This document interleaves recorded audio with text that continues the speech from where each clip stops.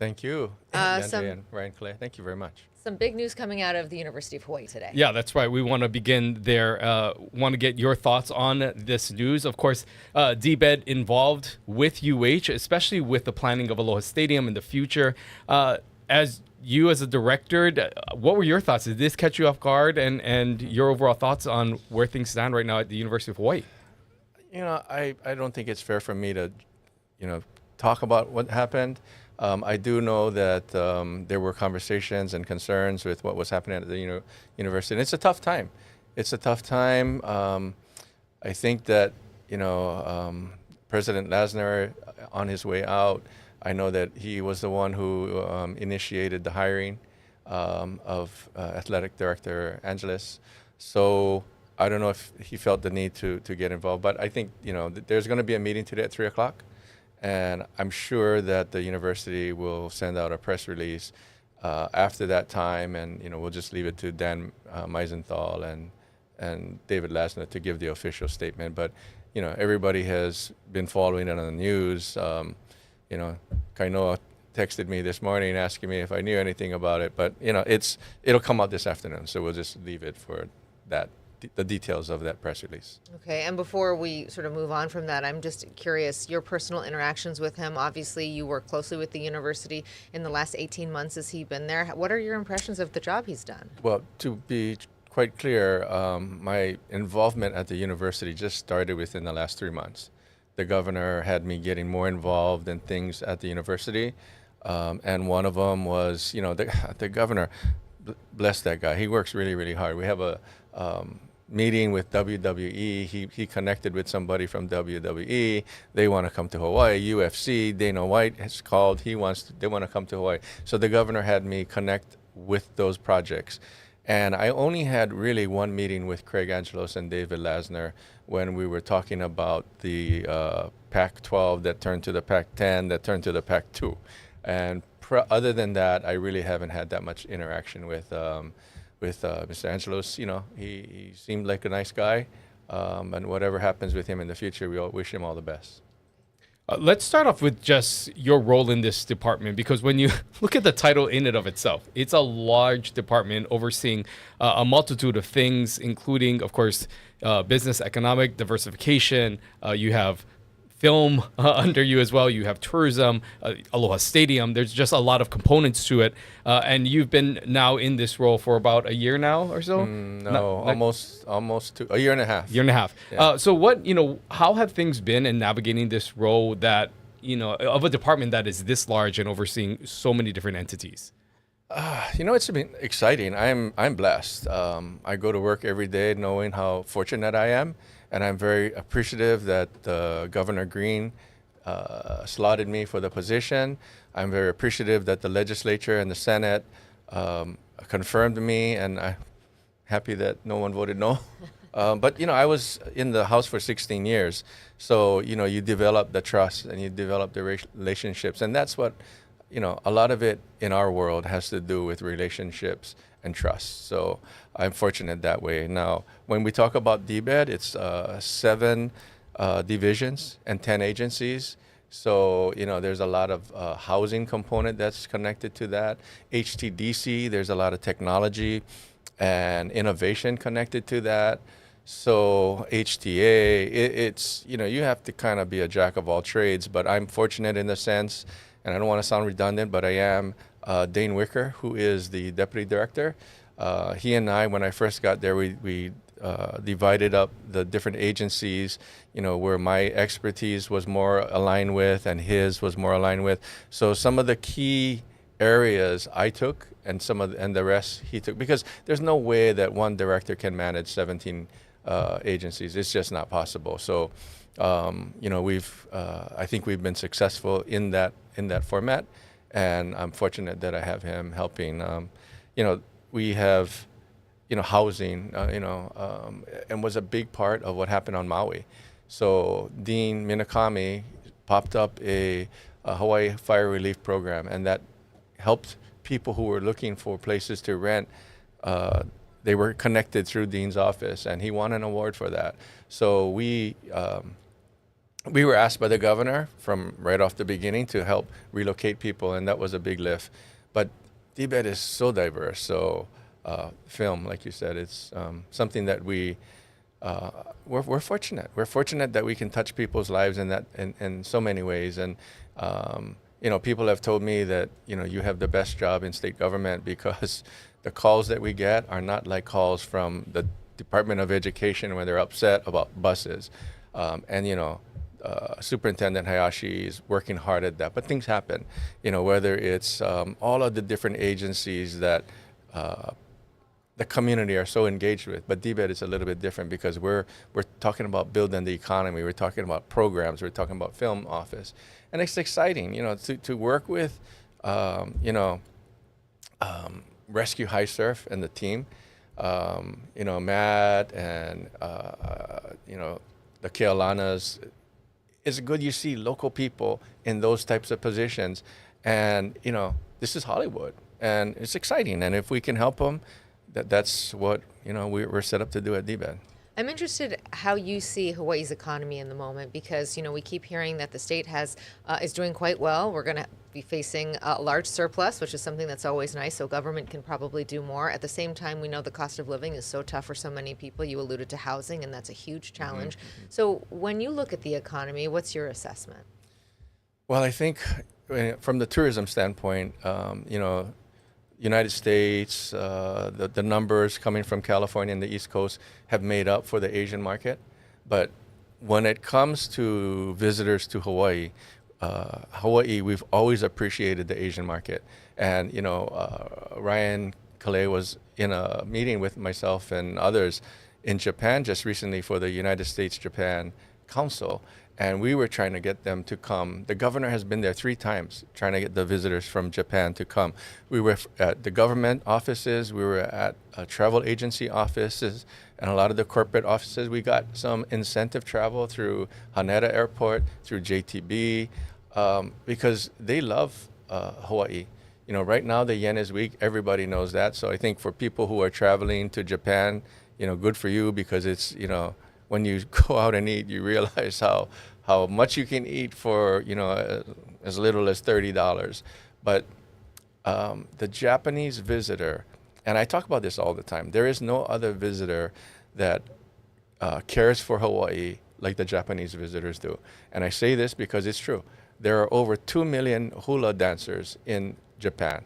That's more than the people of Hawaii. And they love our culture. Ukulele, the food, everything that Hawaii has to offer, the Japanese visitor, and not to talk about other Asian markets, but I don't know that anybody comes close to Japan when it comes to respecting our culture and respecting our aina. So that's exciting for me. And, the governor has been, like I said, on 3 trips, and he's pretty entertaining in those meetings, and they appreciate it, and they've sent some of their incentive travel to us. So. One of the things that we know that the governor was pushing and that conversations were had in your visits to Japan was a mechanism and a way to help expedite the onboarding process of Japanese visitors who come to Hawaii through a pre-clearance program. It has been something that the governor has talked about times. It's a point that Governor Ige also tried to do during his administration. Where have conversations gone since then, and what are maybe some of the challenges that you're looking forward as you look to potentially create an easier pathway for visitors to come to Hawaii? Okay, so what's important to know that Customs and Border Patrol is not an agency that expedites entry. They're a security agency, so that's a federal process. But everything else on the ground here in Hawaii, and we got to thank Cameron Deptula from the governor's office. He's worked so hard on this program, and we just had a meeting at the Japanese embassy's house last week, and we're really, really close to making sure that there are programs that expedite travel, and there's gonna be a pilot program for the marathon. As you know, there's so many Japanese people that come in for that. So I don't want to go over the details with that because I'm not privy to all of it, but I do know that there is going to be a program that will allow Japanese visitors with some pre-clearance to come in quicker when they come here, and then we'll use that program going forward for the rest of the visitors that come after the marathon. You know, Ryan mentioned at the top of the program that we're talking about tourism, we're talking about Aloha Stadium, and we're talking about the economy. The governor was on here recently, and he was really focused on sports tourism. Tourism. You mentioned, Dana White and some of the others that are, players in that market. But we can't have sports tourism without Aloha Stadium. So where are we on the stadium project? We know that our next guest is going to address that as well. But from where you sit, how do you see that project going? I am so happy that the next guest is in charge of the stadium, because you know what, he's done an excellent job. And I worked with Brennan when he was in the governor's cabinet, Governor Lingo's cabinet, but not as much as I'm working with Brennan now. And I appreciate the experience that he brings, the knowledge that he brings from an engineering standpoint, and he's gotten us a long way along with the team at the airport with Ryan Andrews and Chris Sadiasu. So I know Brennan will share that information, but I'm pleased at where we are right now. I know the governor is working very hard. He's talking to as many people as he can for support, and it could be financial, it could be some other incentive stuff for the stadium, and we're all hands on deck because we want to, the people of Hawaii deserve a venue that is a quality stadium. We don't, hopefully we don't build a stadium that is all bleachers and is like a glorified high school stadium on mainland standards. So it's something that we are putting in as many resources as we possibly can, and I'm hopeful that we will come up with a product that the people of the state of Hawaii can be proud of. Well, one of the things that the governor alluded to is that there may be support for the project beyond what is currently existing with the state allocation of $400 million, that there are other people outside of government that may be interested in helping support this project. What can you tell us about any developments there, or if this is something that will help the stadium move forward? Well, okay, just look at what the governor has done. I mean, with on hospital on Maui and other things, he has brought in philanthropic people to support it, and so I'm not, I'm not going to be surprised if he's successful at getting other people to support a stadium like this, because there's a lot of philanthropic people who live in Hawaii, and I think they feel the same way that we feel, that Hawaii deserves a quality venue. So I'm in lockstep with the governor on trying to find somebody. And what are your thoughts Or about people. this idea of sports tourism? And because when we have the tourism conversation, so much in recent years has been talking about sustainability and bringing in a different kind of visitor. This is a whole new kind of market for Hawaii. We've had some, of course, Pro Bowl and Maui Invitational. We've had sports tourism, but this is sort of on another level. What do you think is the economic potential for something like that?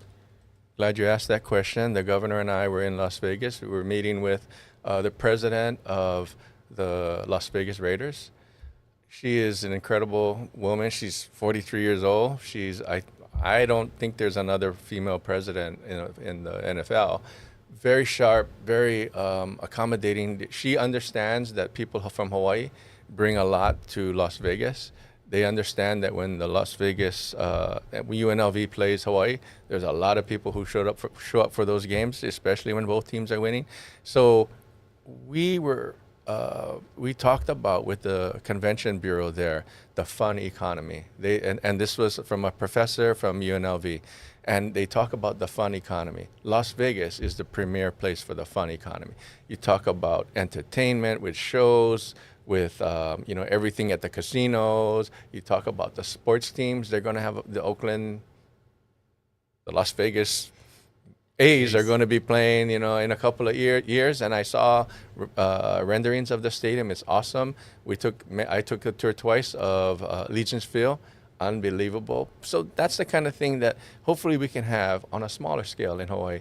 And I can tell you that the Raiders were like, yeah, however we can help, if we can share ideas, if we can share networks, we want to help Hawaii succeed. So that's exciting. I mean, for a boy from Kauai to be meeting with people like that and like, wow, you want to come to Hawaii and you want to help us? Please, here, have at it. And so we're fortunate. We are very, very fortunate, and hopefully we can continue that. The Raiders gave a $25,000 check to flag football, girls flag football in Hawaii, just like that. And that's the kind of research. And we didn't even know they were going to do it.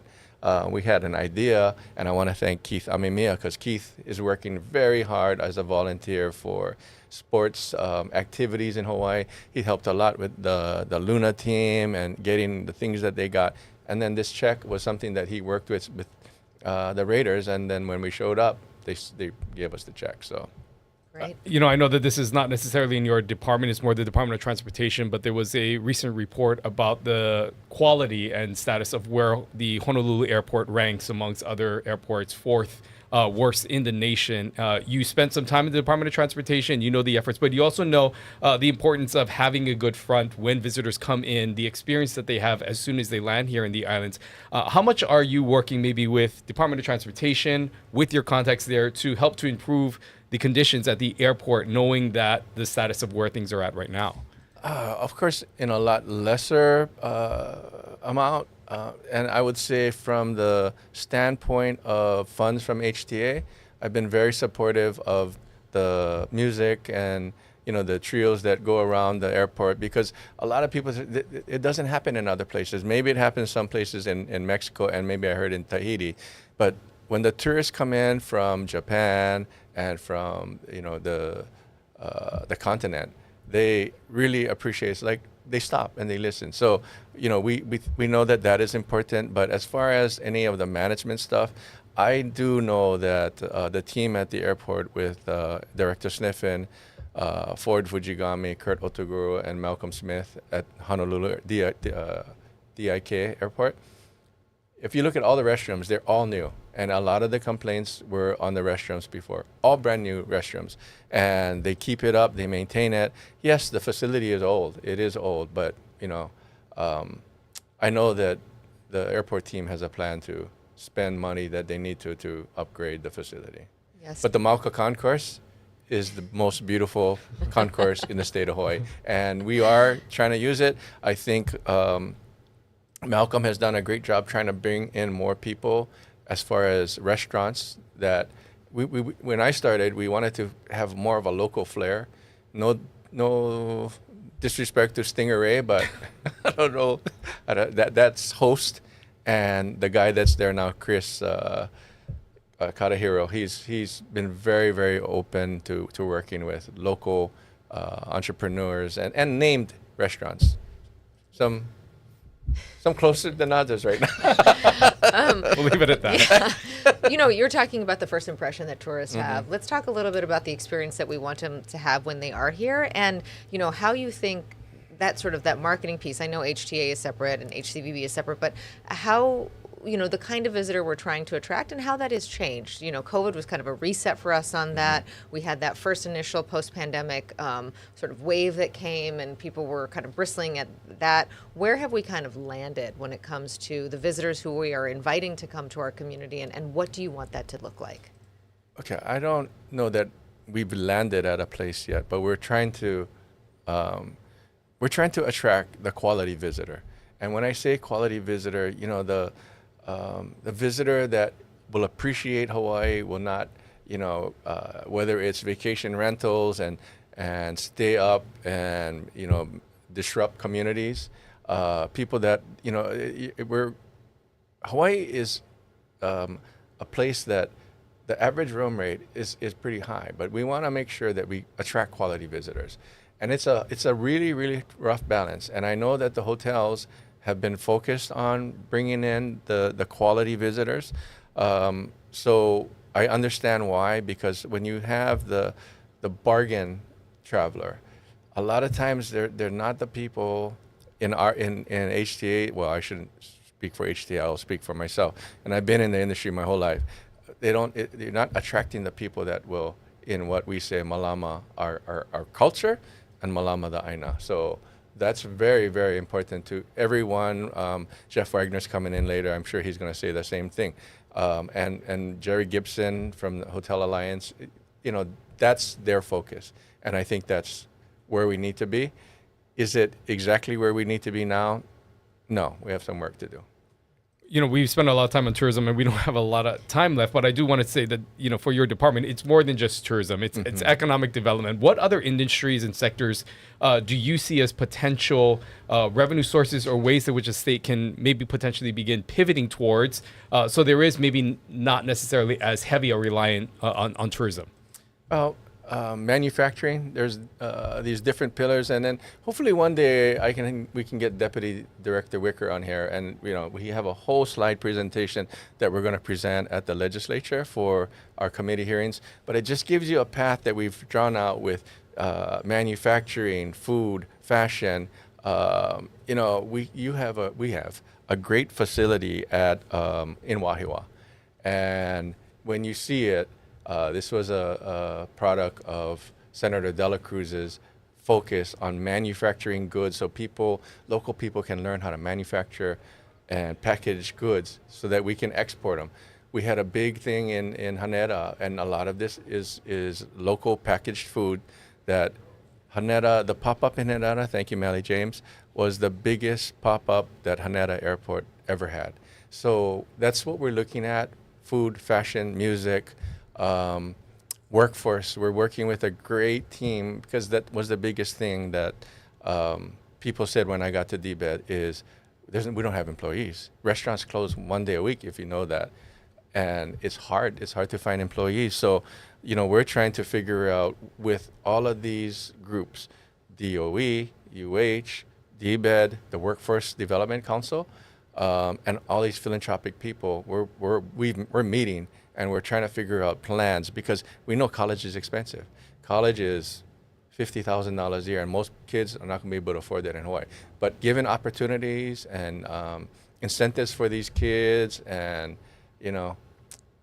opportunities like that's one way we think we can help the next generation of workforce. We're almost out of time, but I want to get to the legislative session before we let you go. What are you looking forward to this upcoming session? Is there anything that you are specifically pushing for? Is there anything that you're going to be specifically watching or tracking? Yeah, we're pushing for. In fact, we just had a meeting this morning, Deputy Director Wicker and I, with the governor, talking about some of our initiatives that got taken out of the budget, but we had our opportunity to try to resell it, which we were successful in some of the things.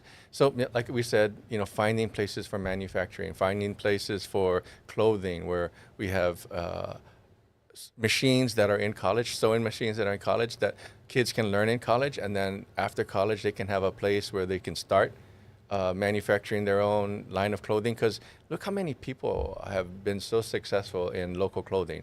So we know that that's an opportunity there. And so we want to connect it from the high school to the community colleges to the workforce. So we're looking forward to a lot of those things, and part of it is making sure that we have the space for it, whether it's state open facilities that we can take over or purchasing of warehouses and property. All right, Director Tokioka, thank you so much for joining us. A lot happening all the time at DBED. That was just a short snippet and summary of all the things that you guys are doing within your department. So thank you so much. I appreciate you all. Thank you very much. We'll be back with an update on Aloha Stadium right after this.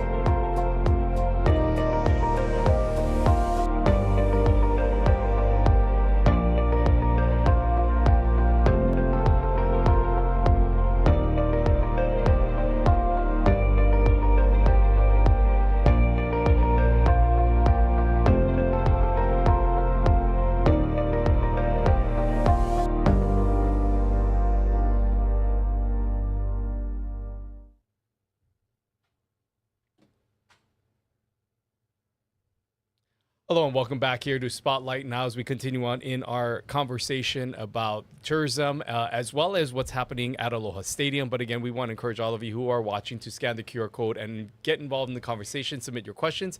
We'll continue to track them throughout the show. Yeah, we've got one of those questions coming in for our next guest. I want to first welcome him in, of course, and that is Brennan Morioka, who is the Aloha Stadium board chair, along with the dean of the UH College of Engineering. You're here not in your capacity as an engineer, but really in your capacity at Aloha Stadium. Thanks for being here. No, thank you very much. Always appreciate the opportunity to talk about the stadium project. Yeah, and I think it's something that a lot of us sort of loosely track and don't pay close attention to it, but we know that you are day in and day out focused on this project. This is a huge investment from the state, $400 million allocated thus far. Where are we in the timeline? So, the stadium project has been really up and down. We've had a couple of starts and a couple of stops, but, when Governor Green took office a couple years ago, he gave us a clear direction of how he wanted to proceed. And that has been a very refreshing direction for us. We've selected a team to move forward in negotiations. We completed that process in earlier part of the month. And now we're actually in a formal negotiation part. So the goal or target is to execute a contract with Aloha Halawa Development Corporation or partners by June of 2025 with the intent of opening the stadium in the fall or August of 2028 in time for kickoff with Kansas against the University of Hawaii. And based on this timeline, how confident are you that you're going to meet this timeline? Because there continues to be a lot of skepticism in the state by community members who see projects in the past and have seen how long it takes to get things done in Hawaii. Where's your confidence at about this timeline? Yeah, the skepticism is well deserved. State and government in general has always had a very difficult track record of delivering large infrastructure projects. And this is probably one of the most complicated infrastructure projects that I've been involved with. It's not just building a stadium, but building an entire district or community as well around it. I'm pretty confident, and this is as far as this project has ever been. We have a lot of excitement. I know Jimmy Tokioka had mentioned it's all hands, from everyone in the governor's administration to working with Mayor Blangiardi and his team, with Stanford Carr and his team on the Aloha Halawa Development Partners. It's been very refreshing, and we've made a lot of progress over the last 6 months in having conversations with not just the community but with Stanford himself. And so we're really excited about where we are. I'm fairly confident that we're going to hit the June 2025 target date of executing this contract. And it's something I think the community has really wanted ever since we had to close the old Aloha Stadium. When we focus on large-scale projects like this, or even when you're renovating your own kitchen, you look at on time and on budget, right? So we talked about the timeline. Let's talk about the money. $400 million allocated from the legislature. As we mentioned, the governor had mentioned that there could be some private enterprise that might donate money, or there could be naming rights. There's all kinds of different variables. But what are you counting on, and what are you hoping for? Well, right now, so we did receive $400 million from the legislature, $350 million in general obligation bonds.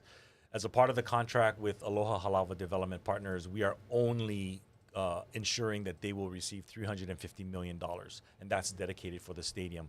All of the other, any additional funds for the stadium, any funds for infrastructure development has to come from the developer and their team.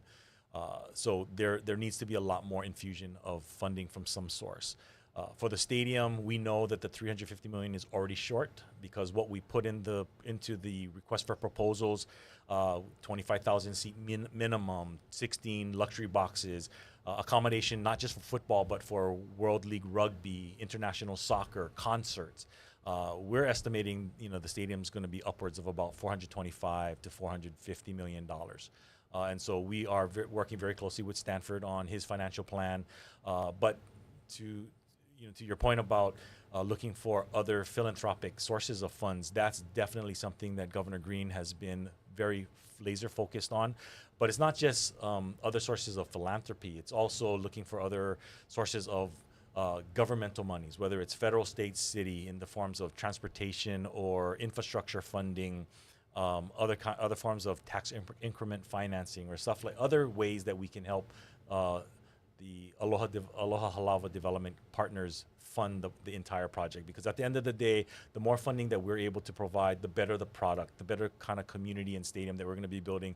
And the community's been very involved from day one. You know, the IAEA Community Association has been very active, as well as the surrounding community, in really kind of envisioning what this community, this district needs to be. And it's not just the stadium. The stadium's the anchor, but it's really about having some place to go every day. And I grew up right down the road from the stadium, and so seeing what it's been to what it can be in the future is super exciting for someone like me who grew up in the area.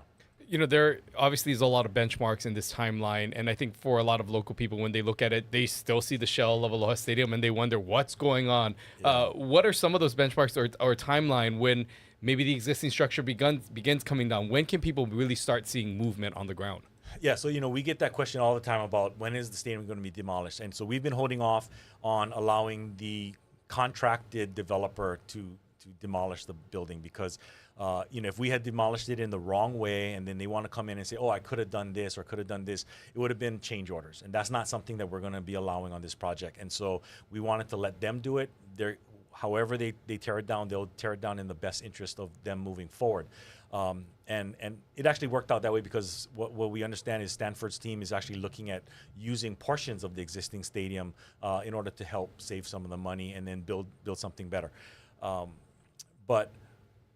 We will execute the contract in June of 2025, and that's the point that the team can really start their design and then building and the demolition. But in the meantime, we're also trying to carve out portions of the budget to allow Stanford's team to start demolition early. And so we are hopeful that demolition can actually start sometime during early 2025, even before we execute the final contract. So we are trying to find ways to actually show movement.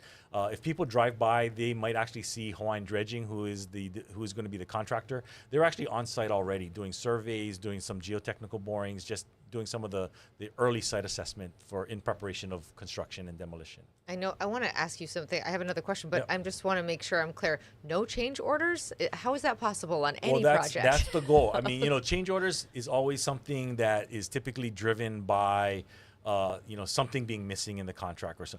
Because this is a design build, if the contractor wants to change something on their own, that's on their dime. So we don't have to pay for any changes that occurs because the contractor makes a different decision. Because we've only said $350 million. If there's not some kind of act of God or something completely unforeseen, we're trying to be very disciplined in saying we're not going to be involved in telling you to make changes after the fact. And so on our part, the state's part, we're going to have to be very disciplined in that way in order to control the amount of change orders that actually occur. Good thing we have an engineer at the helm Yeah, here. there you There's a really practical question here from Richard, and I want to get to it because it kind of speaks to something larger, which he's saying, this is a comment in from Facebook, and thanks so much for writing in. Richard says, can the ladies' restrooms be increased by 3 times to cut down on the lines of football games or concerts? And, Richard, thank you so much, because yes, those lines are way too long in any venue. So, and you talked about the community voice. So, people who have input, whether it's the restrooms or the chairs or the bleachers or, accessibility, what have you. How are you taking all that community input and actually executing it in the design? The old Aloha Stadium was really built during a different era, right? And so requirements were very different, demands were very different. And so you would have different levels of access and demands in a new stadium today. But with that said, bathroom lines and food choices are always the 2 biggest complaints of any stadium or event venue. And so those are the kinds of things that, we're bringing in ASM Global, who is a merger between SMG and AEG, who are 2 largest operators in the country, if not internationally. They did, Jimmy Tokioka had mentioned Allegiant Stadium that they visited. ASM Global manages Allegiant Stadium, and so they have some of the top stadiums in the world that they manage. And so we are looking to them to bring in some of the best experiences, and that includes the weight of getting to a bathroom. Yeah, the bathrooms and the food. Yeah, good question. We heard from Director Tokioka about just trying to find ways to elevate the stadium so it is not a glorified high school stadium that maybe we see on the mainland, which includes the bleacher seats and things like that. When trying to navigate the overall guest experience, but also being realistic of the budget, how do you find that balance where you're able to provide maybe a little more luxury in some of these accommodations, but also recognizing that you do have a bottom line? Right. And individual seats does have a cost to it. And so, it's probably going to be a mixture between bleacher seats and individual seats. You go to some of the college stadiums across the country, most of them are predominantly bleachers, but you go to like in Oregon State, Autzen Stadium, they have primarily bleachers, but between the 20s, they have individual seats. So, those kinds of combinations we'll be looking at or working with the team to manage that. But that's also kind of getting to why we're looking for additional external funding and philanthropy and helping build a much better kind of experience. Because we don't want to just build something that's going to be a minimalist type of stadium. We want something that everyone's going to be proud of because we live here. We want to be able to showcase it and show it off to some of our visitors, because we are expecting to bring in. You talked about sports tourism. International soccer teams, worldwide rugby, those kinds of things. We want to bring people from all over the world, all over the Pacific, to come and experience Hawaii, and sports tourism could be a part of that. And the stadium's going to play a big role. I got to just ask real quickly, follow up on that. One of the things, UFC, we hear it all the time from local people. I mean, how realistic do you think that could be in Aloha Stadium? I think it's very possible. But the thing is, without Aloha Stadium, there's no UFC in Hawaii, right? So that's that. I mean, Jimmy Tokioka kind of mentioned it. We deserve a large-scale venue that people here in Hawaii can congregate. We have some place to go, celebrate, athletics, and everybody talks about UH being the primary tenant. UH plays 7 days out of the year. They seem to forget Hawaii high school football plays 40 dates or 30 to 40 dates in Aloha Stadium. So, and then we also host like 8 or 9 high school graduations. So it's really a community asset. It's not just UH football, even though UH football is our most visible and high profile tenant, but it's really meant to house all kinds of events at the stadium. Yeah, I think, we're almost out of time, but I would love for you to share your vision. Let's say it is, 2028, 2029. We have the rail project obviously going to Halawa. Now it ends there, but it could continue on going into town, and if you talk to Lori Kahikina, even farther beyond. But what's your vision when you talk about community events and you talk about the University of Hawaii, but then all these other potential tenants as well? How would you love this space to be used? Oh, well, and first of all, I am a huge Lori Kahikina fan, so I just want to start with that. But this is meant to be a gathering place. This Halawa parcel is really the pico of Oahu. I mean, it's very central to everywhere. West side, east side, Windward Oahu, where I live now. And rail by 2025 is supposed to be operational into Middle Street. So that'll include Pearl Harbor, the airport, and then, early 2032 or 33 or something is supposed to go to downtown and Kaka'ako. And that really opens up the access to this area, and this this new Aloha Stadium Entertainment District is really meant to be that central gathering place for all of Oahu. And so that's what we want it to be, not just event day, but every single day. Okay, we hope that vision comes to pass. We're going to have you on again in a few months. Thank and you see very much. how it's going. Happy to come on, yes. We loved having you. Thank you so much. We're going to continue this conversation in just a minute with Jeff Wagner of Outrigger. Stay with us. You're watching Spotlight Now.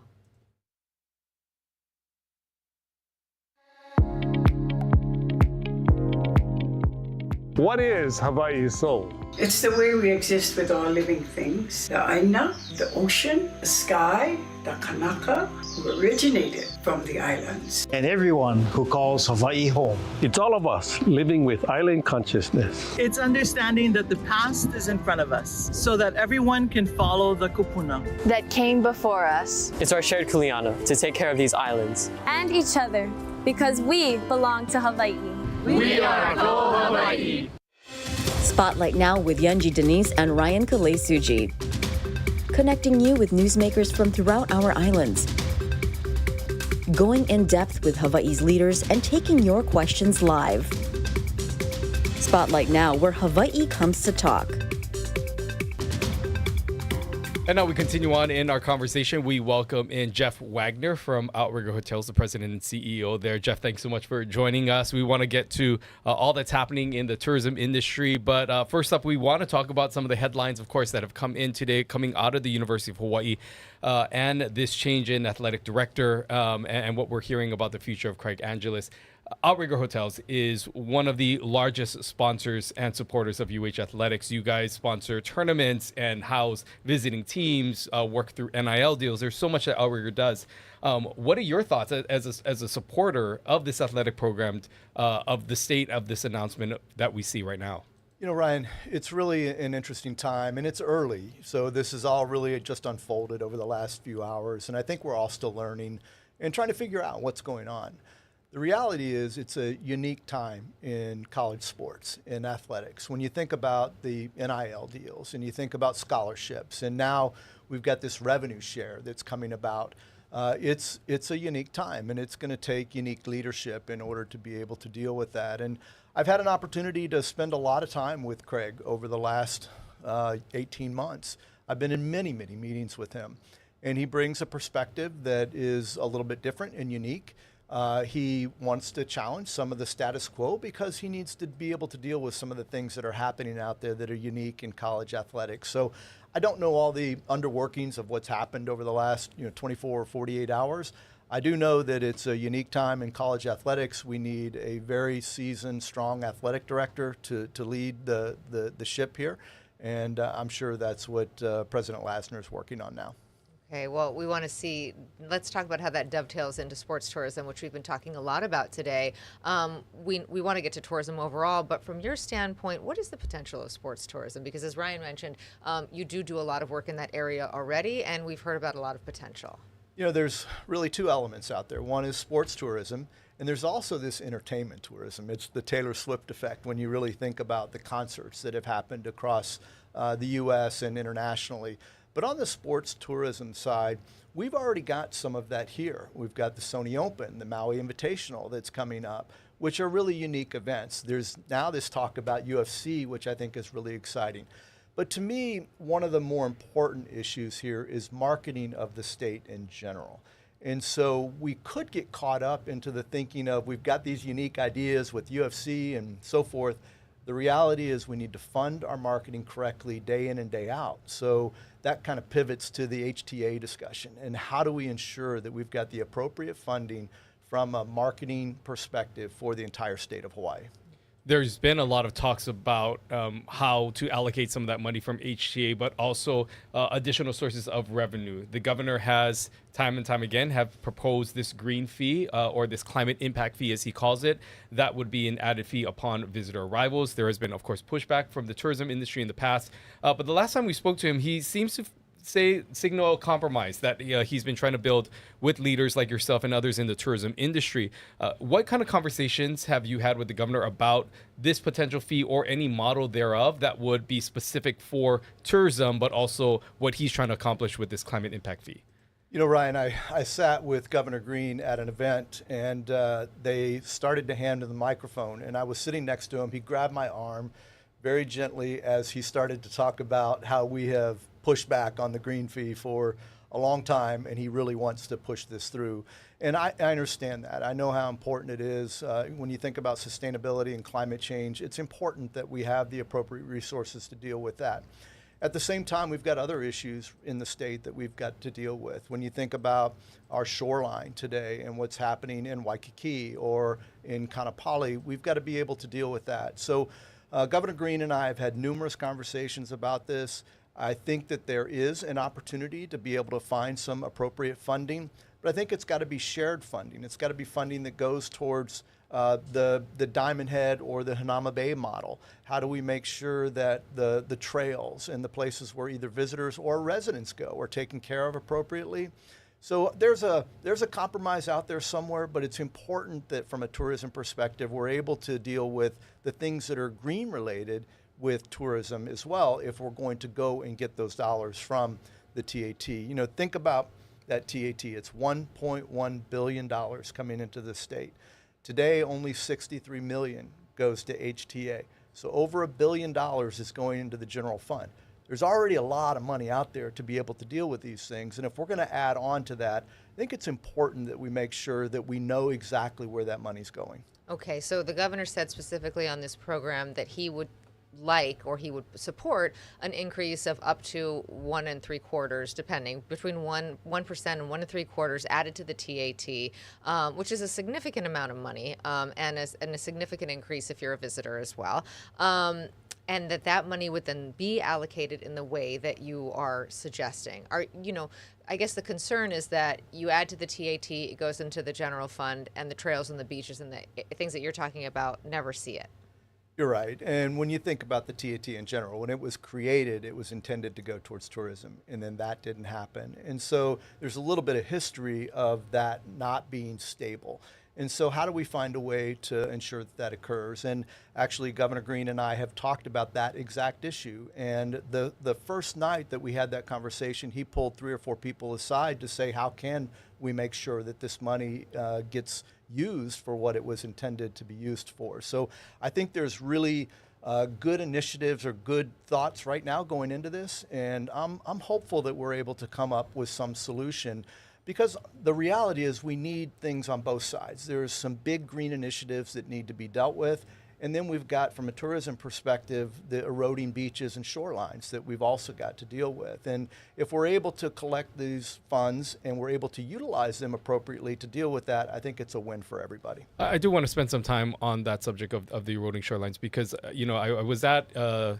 I believe it was at Monkey Pod, and I was talking to, which is at the Outrigger Reef, and I was speaking to one of your workers, and I said, what is the most surprising thing about working here, being on this ocean? She said, I never thought I had to worry about water and ocean water coming into the restaurant because it's gotten to a point where sometimes it's just going up against the shoreline there.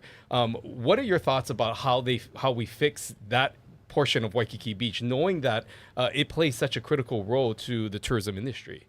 Ryan, first off, that area within Monkey Pod is affectionately known as the splash zone now. Okay. So I think it's a regular spot, even gets requested. But when you think about the shoreline and Waikiki's man-made. So all of this was man-made at one point. So there's a way to deal with it. They were able to create this a long time ago, and we can deal with that now. And there's 2 ways to deal with it. One is just a beach replenishment program. When you look at what happened outside of the Royal Hawaiian, there's the Royal Hawaiian growing. That has worked. It's kept the beach stable when the beach was replenished a few years ago. So we could do something similar on the other side of the Royal Hawaiian, or we could just replenish the beach without having new growings there. But there's a way to deal with this. We just need to step up and do it, and it needs to happen sooner than later. Director Tokioka talked about the absence of the Japanese visitor and all that government is doing now to try to attract those folks back. But you can only work so hard against currency exchange rates, right? So in their absence, how is our market? It is Christmas season now. What's the outlook? How is it looking from your standpoint? When you look at the actual holidays, we're performing very well. When you look at the shoulders around the holidays, we're not right now. When we go back to September, and this is what is a little alarming to me from a marketing perspective, in September we were down about 13 to 14% in total revenues. So occupancy was down and average rate was down. And when you take a look at what does that do to the TAT gap, to the tax gap and the GET that you did not get, it's $16 million. So the state during the month of September lost $16 million that could have been used for all kinds of programs across the state.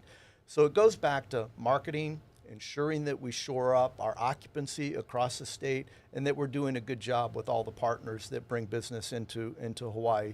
So Japan, Australia, Canada are all still down, somewhere between 50 and 60% of 2019. We are all out there visiting those locations, trying to bring business back. But you're right. We're fighting the currency issues. It's going to take some time for that to recover.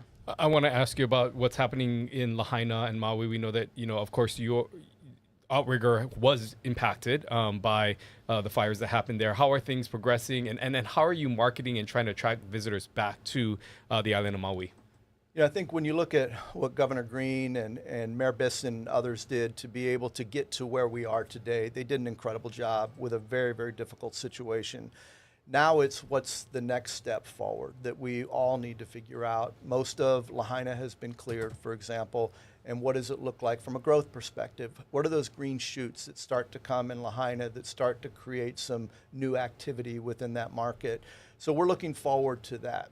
The business in Maui right now, occupancy in the hotels is probably running somewhere between 55 and 65% occupancy, which is significantly down, but we're starting to see a little bit of recovery, but we're not seeing anything significant at this point. So we need more marketing, but a little bit of marketing is not going to fix this. We've got to have marketing as well as some recovery and some new ideas in how we transform Lahaina or how Lahaina rebuilds for the future. Yeah, and I'm hearing you say, investment when it comes to marketing. I have a preview now of what you're going to bring to the legislature, I think.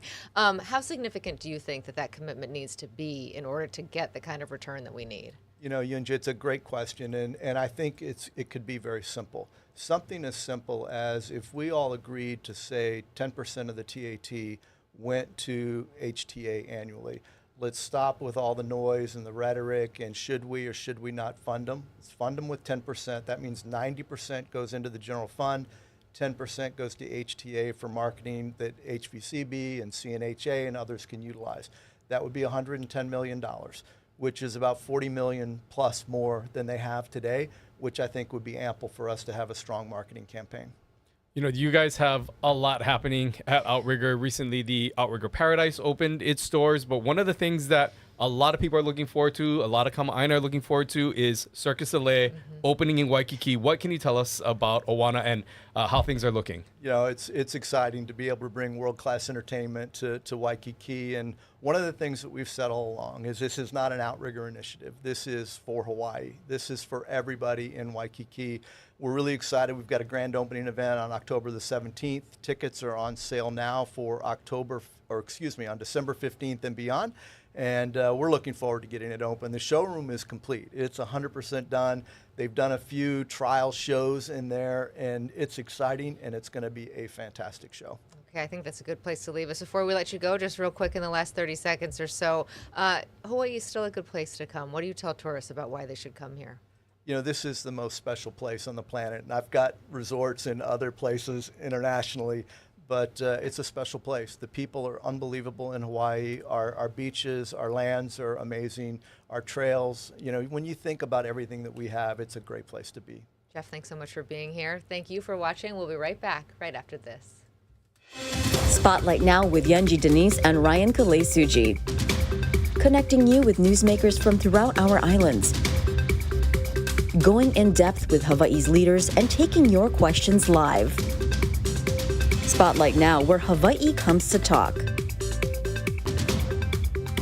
Well, a full conversation here today on a variety of topics. Of course, when you talk about DBED and all that it encompasses, there's a lot to talk about. But we started off, of course, our conversation with Director Jimmy Tokioka talking really about tourism, Aloha Stadium, the diversification of what they're really trying to do. But really, there's a lot of focus and a lot of talk. We've been hearing a lot about sports tourism and that development over the last few months. Yeah, and we also got an update, of course, from the Stadium Authority Board Chair about what's happening at Aloha Stadium. Hard to see any progress when you drive by, but he is saying that they are executing a contract shortly and hope to have that done 2025 with the intended start date of playing against Kansas in 2028. We're going to hold him to it.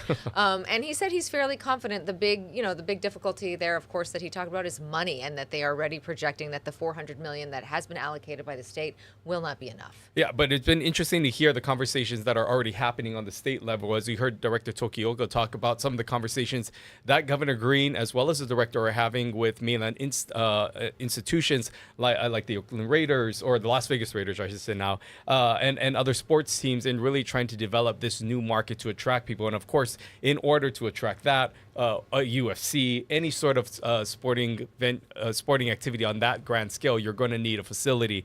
And so the importance of Aloha Stadium really plays a key role in just the diversification of the state's economy and the evolution of this sports tourism. Yeah, and also integrating, of course, with tourism. Jeff Wagner talking from Outrigger about what they are seeing, saying that the Japanese market is down, which of course Director Tokioka also noted, but saying that there is a lot of potential with other markets and that he sees sports tourism as really important. But again and again in the end, he's really talking about that investment and wanting to allocate a significant portion of the TAT to marketing Hawaii, because he says that's the push we need. And we've heard a number of proposals by Governor Green on this program about how that could go about. But all of that to say that the governor is looking for a win in this area, this legislative session. And so, as you heard from Jeff Wagner, they've had conversations about what that might look like, the mechanism of how they could increase that in many different ways. The real question is there going to be enough political willpower to actually push this over the line? This is going to be the third legislative session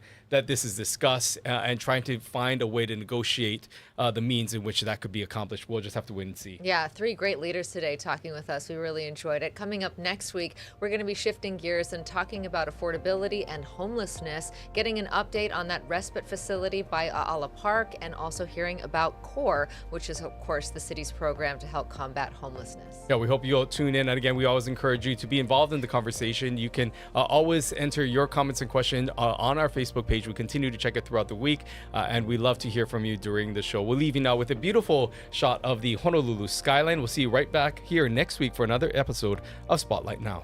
Aloha.